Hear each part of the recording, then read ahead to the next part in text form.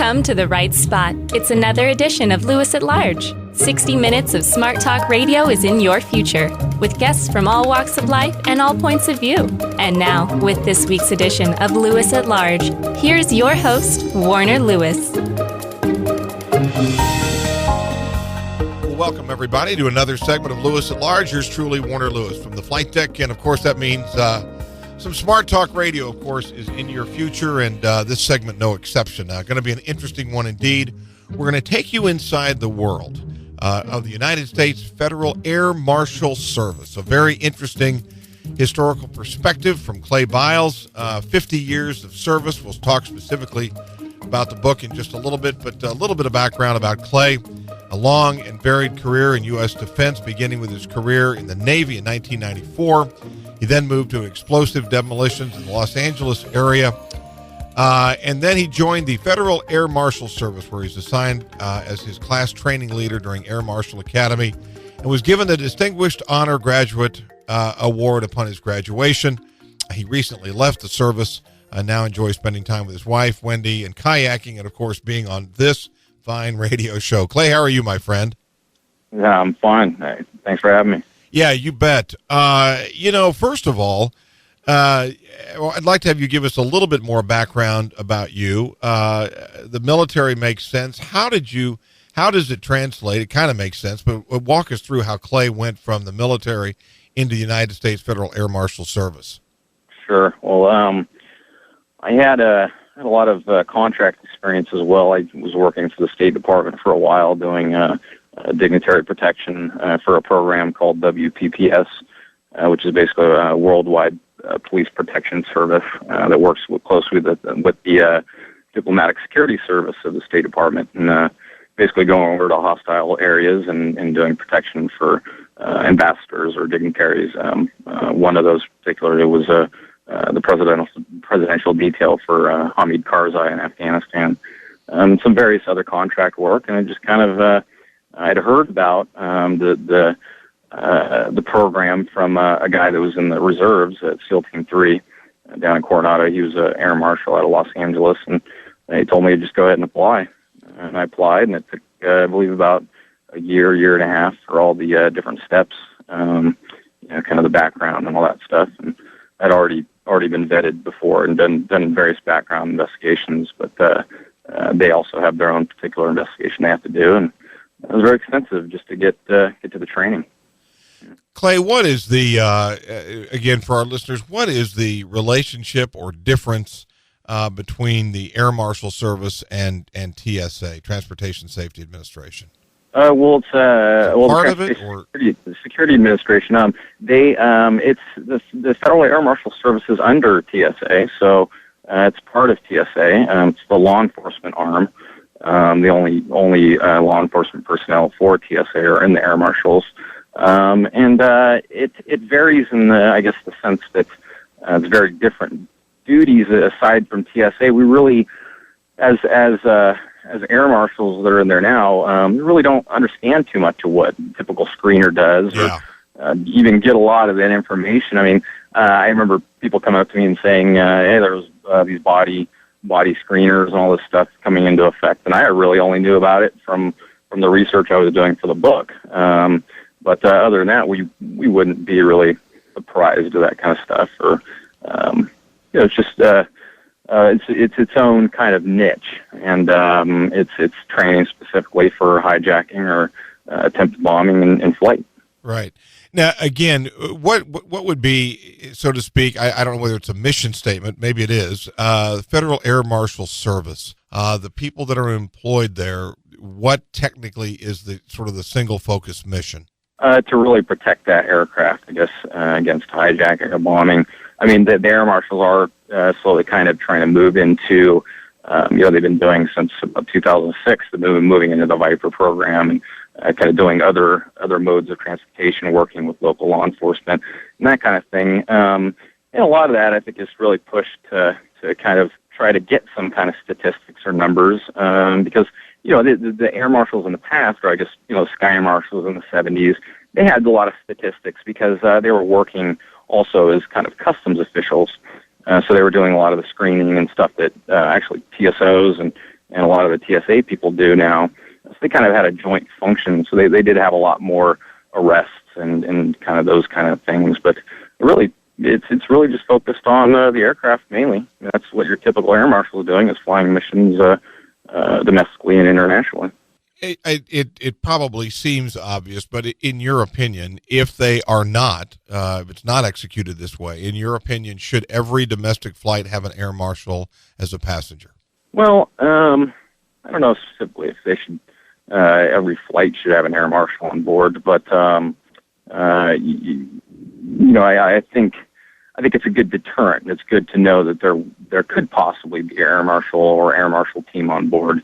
It's just not feasible to have them on every flight. At one point, it was recommended to actually Michael Canavan. He was the associate administrator for civil aviation security during 9/11, and it was somebody in the Bush administration said, "Hey, we want air marshals on every flight," and that would basically make the manpower higher than the U.S. Army is. It would take a lot of people. Yeah. So, and he spoke out against that, and he was eventually fired because of that. Because he spoke out. Okay, along that same line, again, 9/11. I don't know this. Educate us.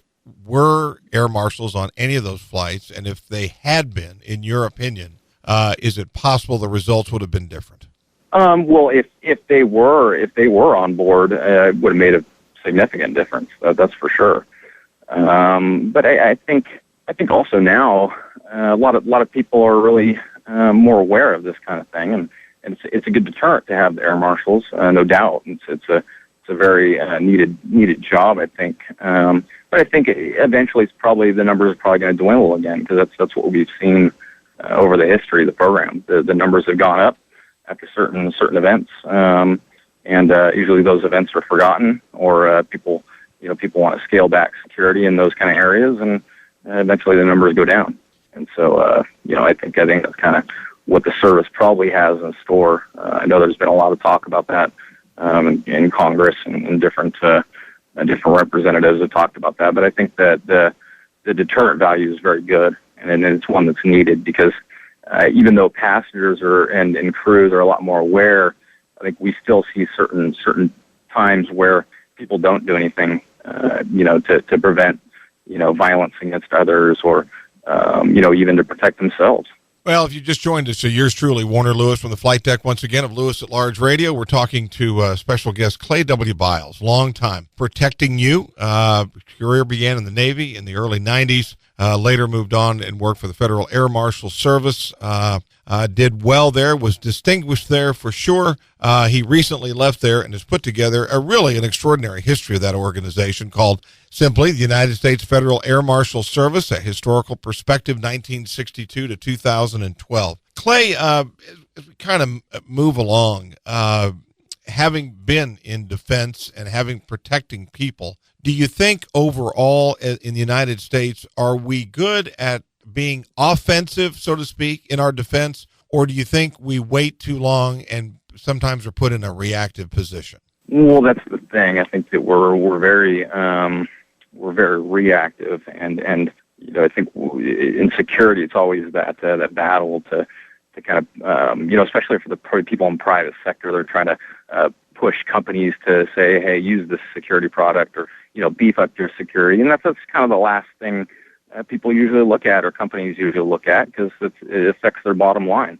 And that goes not only for the government, but for, I think, the private sector as well. But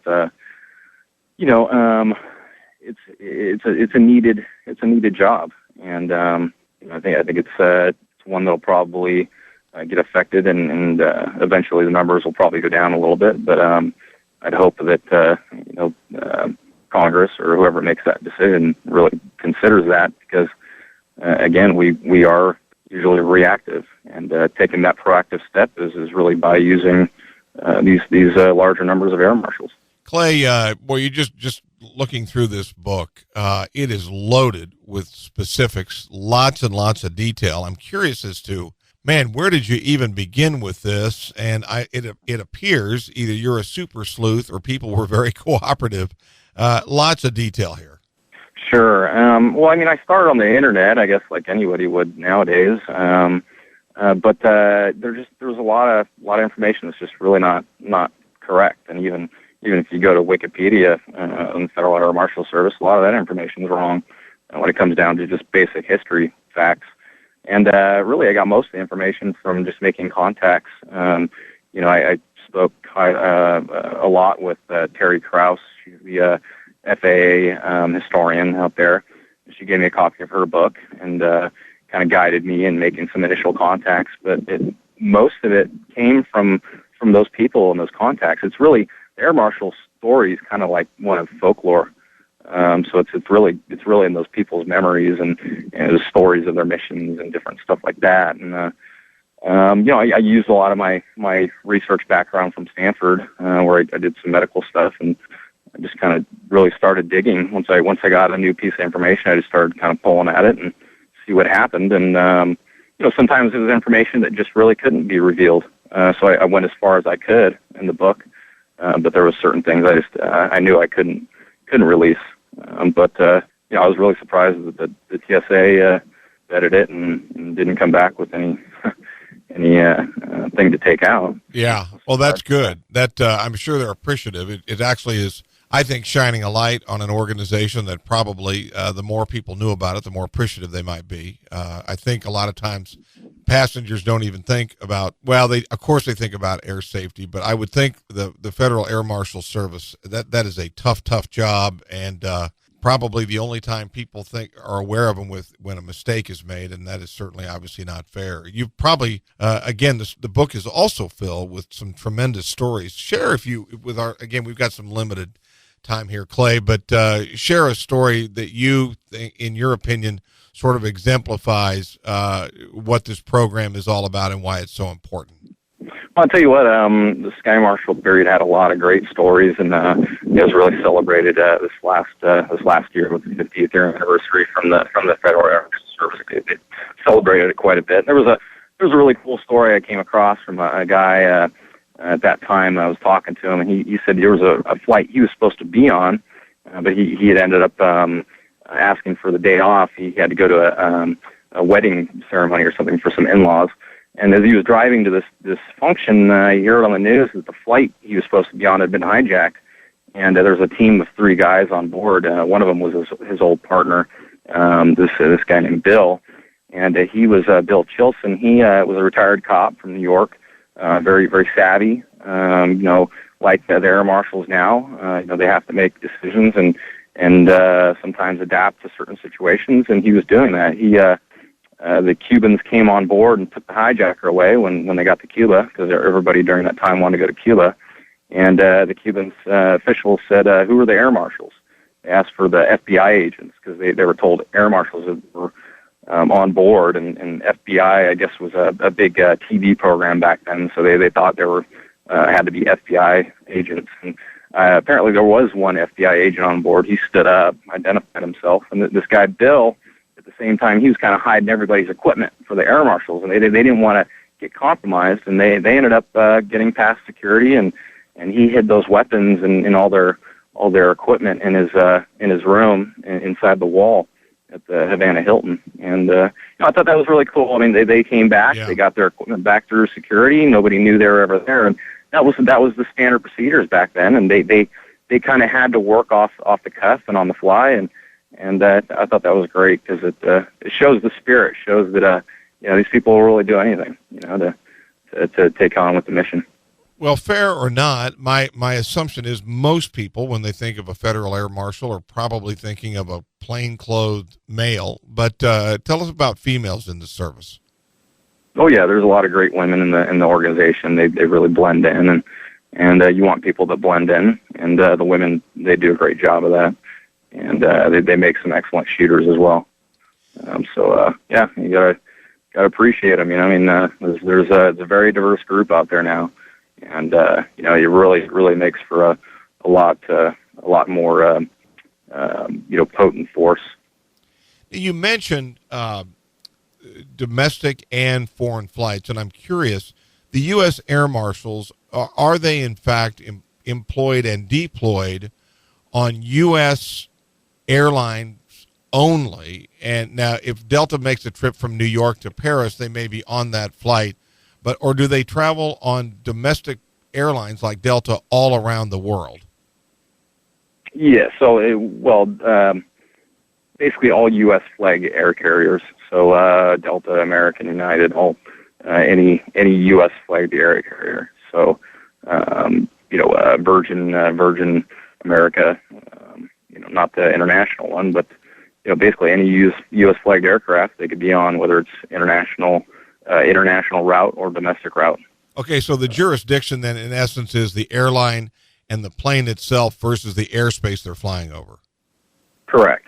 Yeah, it's considered long arm jurisdiction. So you have jurisdiction anywhere that aircraft is, as long as the doors are closed. Once the doors are open and you're in a foreign country, then that you're subject to their laws. Tell us a little bit about some of the training, and obviously it's evolved substantially over the years, but take us through, if we were to join the service today, take us kind of through the basic training that these people go through. Sure. Yeah, you would go, if you're a new law enforcement person, you would go to the basic academy in Artesia and do, I believe it was about 7 or 8 weeks out there doing basic, learning the different constitutional law and arrest procedures and some basic law enforcement tactics. And then you would go on to Atlantic City, and you would learn a little more, advanced shooting tactics and your behavioral recognition type training and kind of certain things to look for in the aircraft environment. What about background? My assumption is that John Q. Citizen that currently works in an office somewhere is probably not a normal candidate. Do they all come from the military or law enforcement? No, they come from all over the place now. They used to just come from, prior to 9/11, there was a pretty heavy special operations community working with air marshals. So they were recruited pretty much from that area. But now they're from all over the place, and it's really good because you get people that don't necessarily look like cops or military and a little more open to other ways of doing things. You got to be flexible in that environment. So I think sometimes it's good to get people that aren't so rigid and fixed. They can adapt. Well, you work for the organization. I'm curious, as you did your research and as you're putting this project together, and again, we're talking to Clay Biles, entered public service in the Navy in the early 90s and then spent many years with the United States Federal Air Marshal Service, was distinguished for his service there, and we're talking about a recently released work, history of that great organization, called A Historical Perspective, 1962 to 2012. Clay, I'm curious, what did you, as you were doing your research, even having been a part of it, what did you learn? Was there a big headline that comes out of the research that you did that is in this book that really surprised you?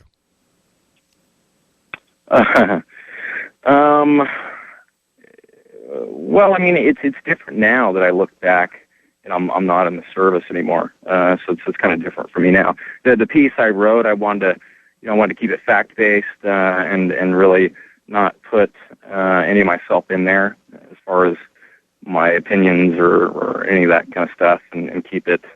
I guess there's been a period in time where there's been a lot of really bad reporting, or not bad reporting, or reporting of a lot of the kind of internal conflicts and stuff that happens in an organization that's building up so fast over time. But I didn't really want to focus on any one of those areas, but to keep it, honest, I had to include some of those things. But really, I would just say that the main reason I wrote the book was to promote the history within the service, to I guess, if it can help establish some kind of culture in the service, or just at least remind people why they're there, and remind people of the different incidents that have occurred that they might not know about. I think by looking at history and a lot of the hijackings and the tactics that have been used in the past, it's important air marshals know these things, because this is stuff that usually is repeated. So it's good to understand your past. Clay, we start to kind of wind down here a little bit, and again, we're not trying to be an alarmist. We're getting this straight from the horse's mouth as someone that was there. But the Federal Air Marshal Service obviously is much more sophisticated, better trained than they ever have been. The same could possibly be told and said about those that would harm those aircraft and the people on it. Overall, as you look at the program and you look at the world, do you think the skies are safer now than they were 5 years ago? It's hard to say. I mean, I think I'd like to think so. I think there are certain things that I saw in the service that alarmed me, and that I hope get changed. I think some people, they try to come forward, and they try to say something about it, and it's usually they're targeted, and that's the end of that. So I think, I think there's always work to be done in any organization, I think, but I would like to think that we're safer now. What about the government's view of this program? Is it pulling teeth to get funded, or is this something that pretty much everyone in the government's on board with? I think there's been a lot of kind of a shake-up a little bit, I guess, in funding, and a little bit of a light kind of shown on the service recently, and kind of the more negative aspects. But I mean, that's something that occurred shortly before I left. That there was some budgetary issues as far as getting enough ammunition and being able to shoot enough and that kind of thing. And really, it's being seen in the field offices, that's for sure. About how many people are employed by them? By the Air Marshal Service? Yeah. Oh, I couldn't say exactly. I wouldn't really be privy to those numbers, but it's been reported in the thousands. Yeah. Well, the work is a really interesting retrospective. The United States Federal Air Marshal Service, a historical perspective, 1962 to 2012. The author, Clay Biles, long time in public service, first in the Navy, and then ending up with the United States Federal Air Marshal Service, from which he is now retired. Clay, thank you for your service. Before we get out of here, though, how can people find out more about the book, maybe get a copy, and find out more about the service in general? Sure. Yeah, the website is www.famhistorybook.com, and that's FAM as in Federal Air Marshal, famhistorybook.com, and it's the book can be found at most retailers, but I'm going to start trying to put a little more information on the website and give people a little more information as far as the history. I've put a historical timeline on the website, and hope people enjoy the book. Well, you just ended your career with them. You've just written an entire history to that organization. So besides kayaking, what is Clay Biles going to do next? Well, actually, right now I'm working on actually getting some security training going up for people in Libya. So I'm going to be working with some groups and trying to get some security training to that country, and some I know they're not getting enough funding over there now, so I've been reaching out to some contacts and getting some stuff going on that end. Well, good luck to you. Appreciate you taking time today. Thanks for the perspective here on this organization, and again, look forward to hearing from you in the future. Thank you so much. Thanks for having me. You bet. We will be back with more right after this on Lewis at Large.